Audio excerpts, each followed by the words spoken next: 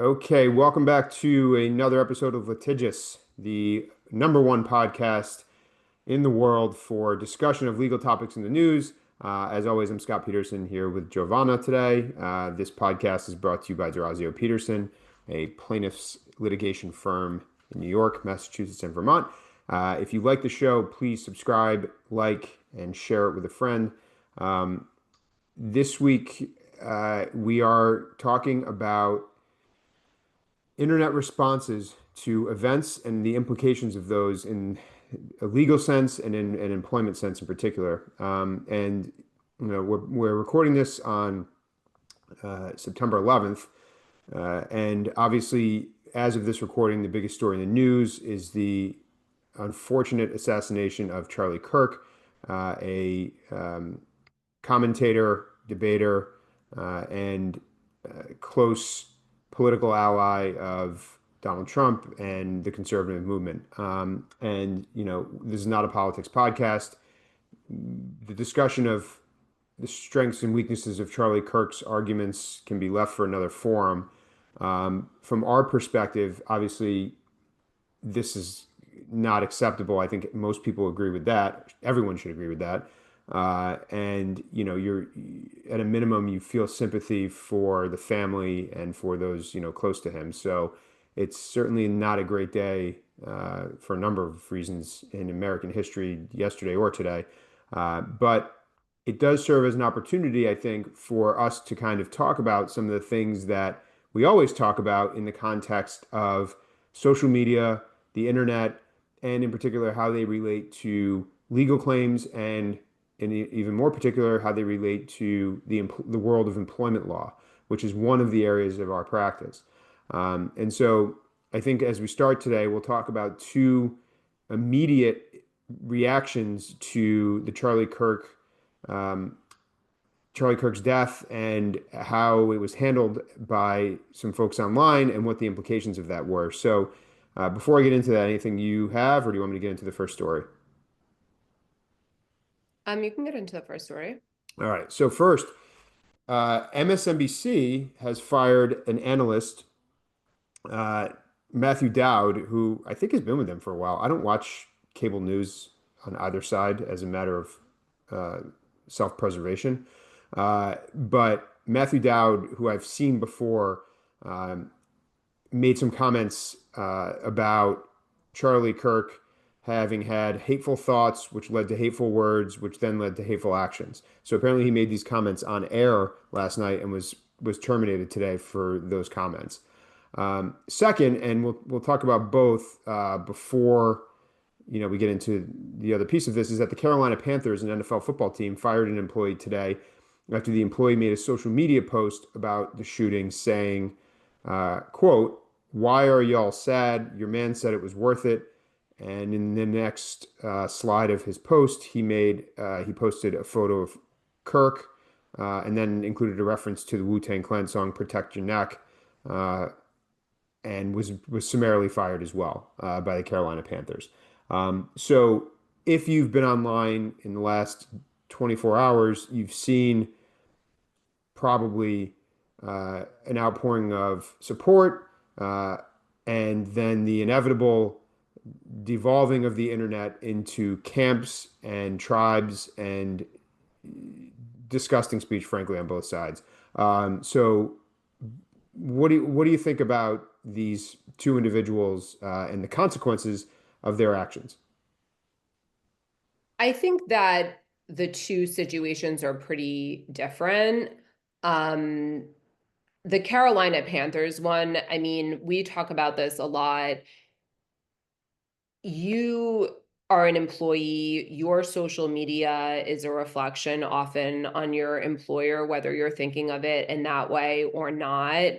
And that was very, those were like almost jokes. They were, clearly insensitive. The thing about with the neck, I mean, this is not appropriate. So I think in that situation, I'm not surprised that you would get fired for that, especially, this is like such a big, gigantic news story right now.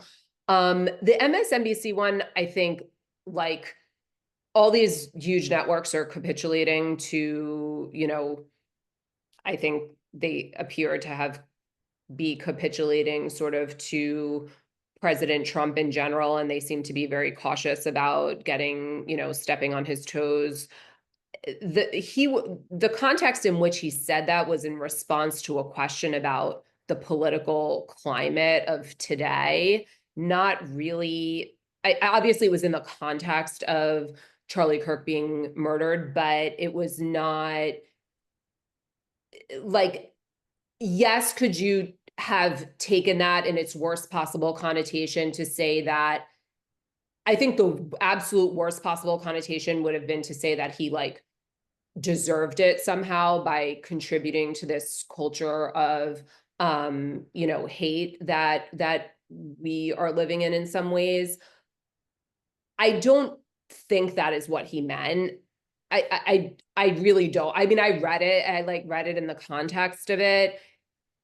I think one of the problems that we're probably going to talk about is, or that we are talking about, is that with social media and then with a 24-hour news cycle, people are speaking on things that they have not had a chance to fully digest and answer questions. I mean, social media is a little bit different because you're more in control of it. Like you yourself are spitting all this stuff out into the universe. Now, if you're a talking head on a cable news channel and somebody asks you a question and you have to be answering in real time and thinking on your feet, maybe you say something that's not as thoughtful or doesn't come out exactly how you would have liked it to be. I think that's a little bit different than the Panthers one, where you are fully responsible for putting this out in the universe. Nobody asked you a question. Nobody wants to hear from you. You're just throwing it out there. So I kind of think those two things are a little bit different. I think probably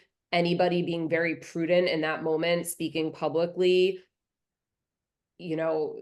probably is going to try hard not to insinuate that this was a product of a culture that he contributed to, at least on the day of. That's probably is a legitimate conversation later on, not that he deserved it, but that I think many people are complicit in the current culture. There have been Democratic lawmakers and people who have also been murdered for political reasons. So, there is a conversation to be had about why are we in this situation and who bears some responsibility for it. But, in the day of, sometimes it is okay to just say either to not speak at all, or to say this is tragic. Yeah, the two are different. I agree with you. But I do think it does lead to some of the same sort of overarching ideas. And I think you're correct. I think one of them is exactly what you said, which is in the immediate aftermath of an event like this, I don't think it's wise for anyone to just start blaming, because the reality of this is that this wasn't performed unless there's some massive conspiracy. It wasn't performed by a particular political party or a particular movement. It was They performed by haven't some. caught this person, right? No, So they this is have, all and speculation of what the yeah, and that's my point. Is this was done by someone in all likelihood with a severe, you know, problem individually, and that is an issue that has to be dealt with. But I think that the common theme really is that you, when you work for someone else, you don't have any, and that is a private entity, you don't have any expectation of free speech. And if you say something that they don't agree with, you absolutely can be terminated from your job. And I think about this in more in the social media sense, because like you said, you know, Dowd's comments were different, but he also worked for a company, and if they don't agree with his comments, whether it's capitulation or whether they legitimately believe that they were insensitive comments, it really doesn't matter. They're a private company, and they can fire someone for saying something they don't agree with, or they don't think was good for business, or they don't think was good for their relationship with advertisers. That happens all the time. The social media stuff is what I find interesting is, you see all these people online, and again, left and right, saying some pretty insensitive things today. And all I can think to myself is like, you have no real context into what caused this to happen, or what the particular shooter in this case, what the affiliation was, and you're spouting all of this crazy, hatred. And if you work for a company, I would feel the same way. This doesn't represent, our ideals as a company. And so I think it's very short-sighted for people to get online and start spewing these kinds of comments without any consideration of what the implications are in their, you know, professional or business or employment lives, right? It's like there's no legal protection for this, and at least in most cases. And so when you see somebody like this guy in the Panthers get fired, it's like this is yeah. I mean, it's a private organization in the NFL. Like they care a lot about their image, I would imagine, and the last thing they want is this. Now, you get people who think, well, I should have the right to say whatever I want. It's my personal platform. Why can't I say that? And it always goes back to what we say, which is, sure, you can say it. The government's not preventing you from saying it. Your company is not preventing you from saying it. It's just that there are consequences for what you say. And so, I think it's a sad commentary on a lot of the state of our current discourse, at a minimum. I'll just add a little bit of legal context. So, like you said, if you work for a private employer, you don't have any First Amendment protection. First Amendment is for some public employers, very limited in terms of what your First Amendment protection is in even a public workplace. And then it's the obvious of, the government can't throw you in jail for, your speech typically. But the only times that employees of a private business can sometimes have a little bit of protection, and it wouldn't be under the First Amendment, and it would be under the National Labor Relations Act, is if you are making some type of concerted speech on behalf of a group of employees, that could potentially fall under some kind of whistleblower protection. But yeah, for the most part, you've decided to chime in on something controversial, you've said something inappropriate. I mean, you know, this is kind of like a strange situation because, I think Charlie Kirk positioned himself as sort of a free speech person. But like you said, there are some people who can do that without an employment consequence and say, things on their podcast or say, things on social media, and they're sort of safe from employment consequences because for someone like him, he had a podcast and that was sort of his whole brand, was saying things. I'm sure a lot of the things that he said or that a lot of politicians say or that a lot of podcasters say are things that you or I would actually not be able to, or well, we are self-employed, but that another, employee might not be able to say without consequences. And I think that, it's just, we have a few different articles that are much more sort of substantive deep dive into this topic if somebody is interested on our website. But I think what we always say is that when we are in sort of a turbulent situation, we saw this during COVID, we saw it during Black Lives Matter, we see it with the Israel-Palestine. I know that it can feel like sometimes silence is complicit, but you don't always have to weigh in on everything. Especially when all of the information is not available. And I think with social media, it can put sort of a fire under people to feel like they have to weigh in on something right away. So in this situation, you sort of had people on both sides, people who felt like, they felt some obligation to point out that, this man had a lot of problematic opinions for a lot of people that people felt were harmful, and potentially, ironically, that would have incited violence against other people. But then you had, obviously people who kind of took it one step farther than just saying this is a tragedy and this is wrong. And political violence has no, we don't appreciate that, or we can't condone that.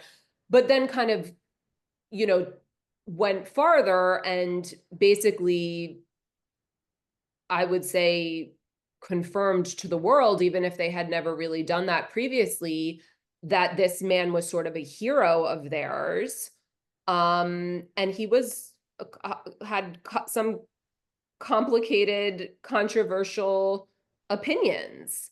So perhaps a bit thoughtlessly, some people out there may have, for the first time, sent a signal to the world and to their colleagues and to their friends of where their true beliefs may lie.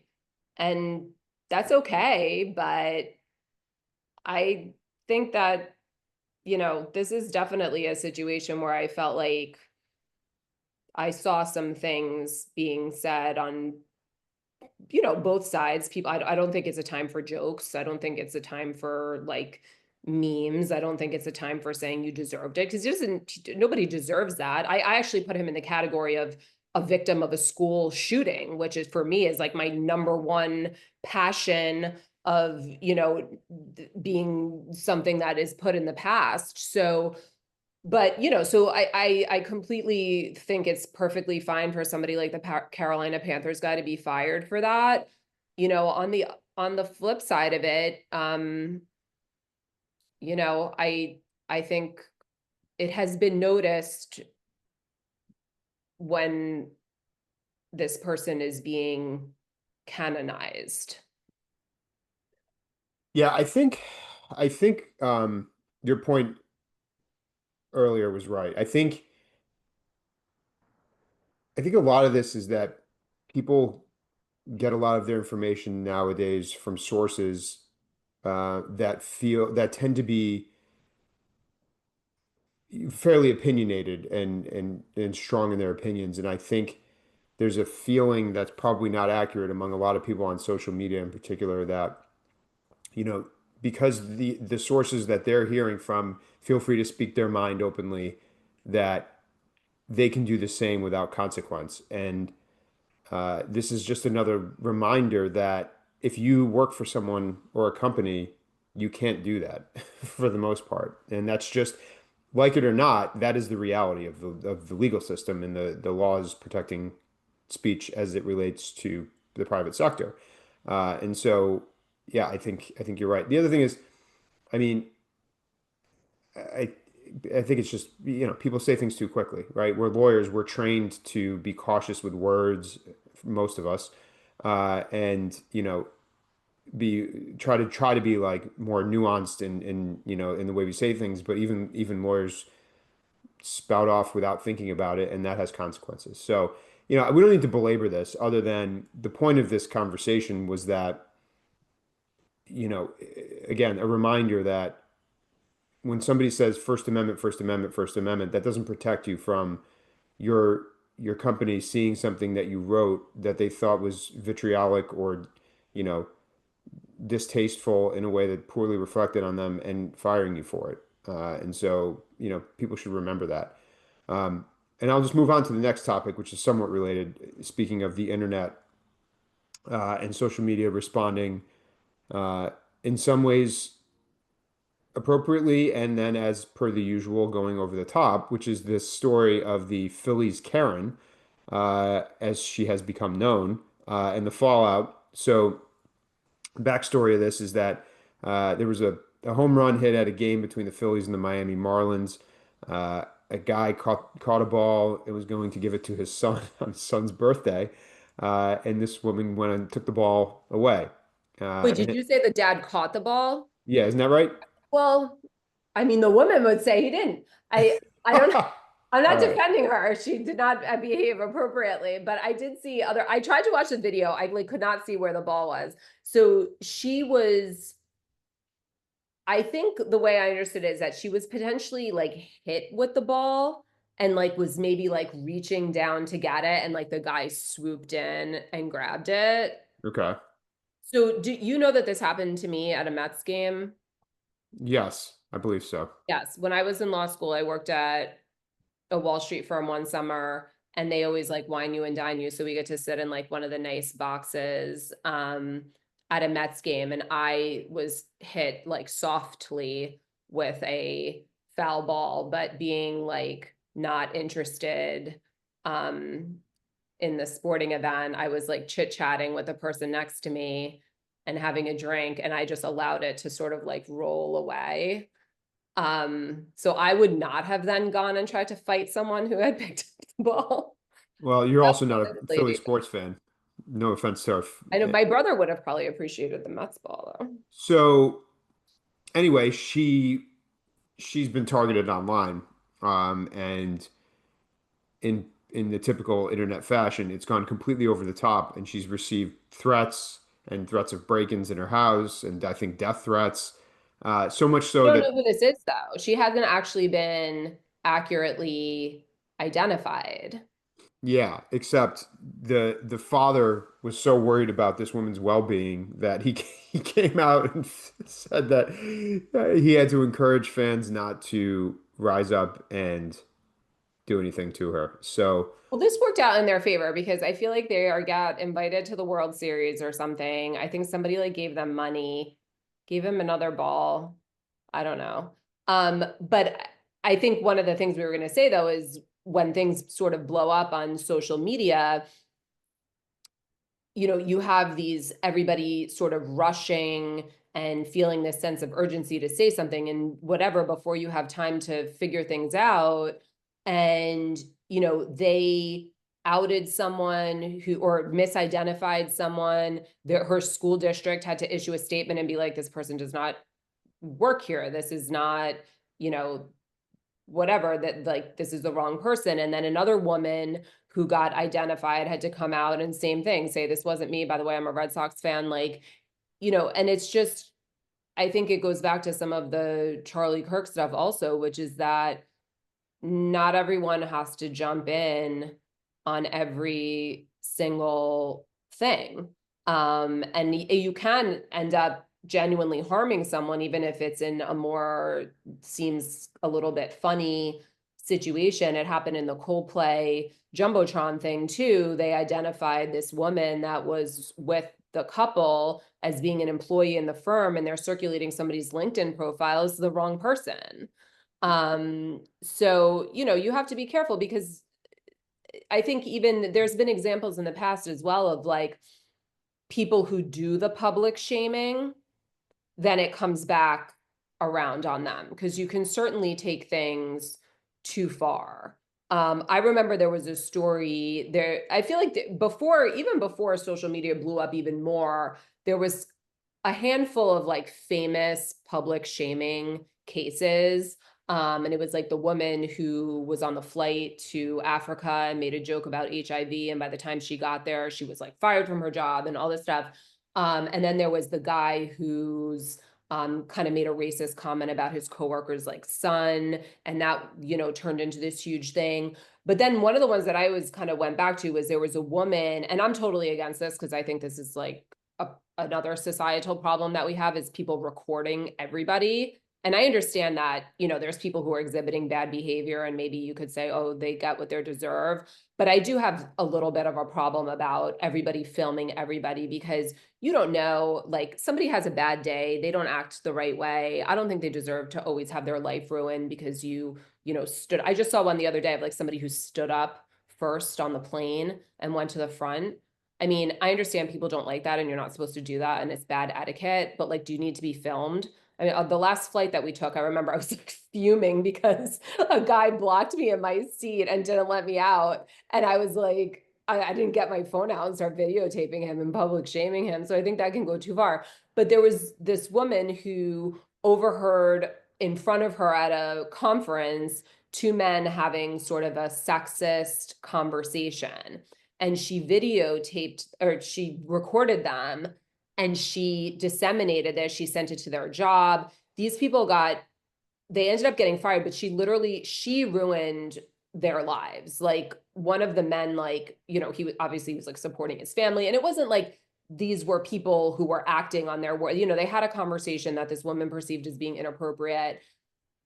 That blew up in a way that went right back on her, and she was fired. So I just think a lot of this is kind of like, take a deep breath. I never spoke about when we're talking about political violence, something horrific happened was it Minnesota? And that was like everybody's, worst nightmare of some masked psychopath coming into your home and a home invasion. And that is known to have been political. And I remember when it first happened, a lot of people were calling it out, but it hadn't been really confirmed yet.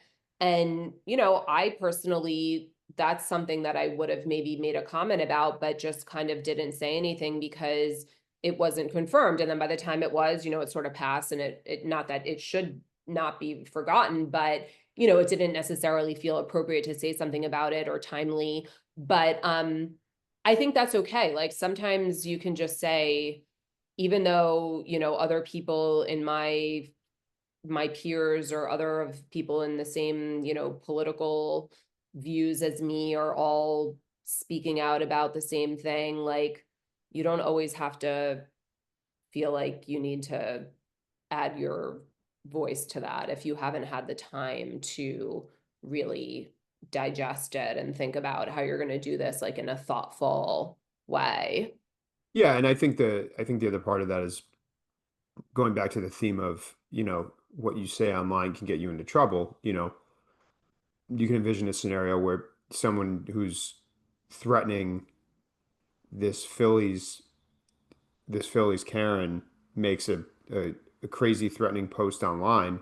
If that person works for me, I'm probably going to fire them, because that's crazy behavior. And so, it goes back to like actions having consequences, and legally not having protections for this kind of behavior. And that's And sort of been what's oh, that?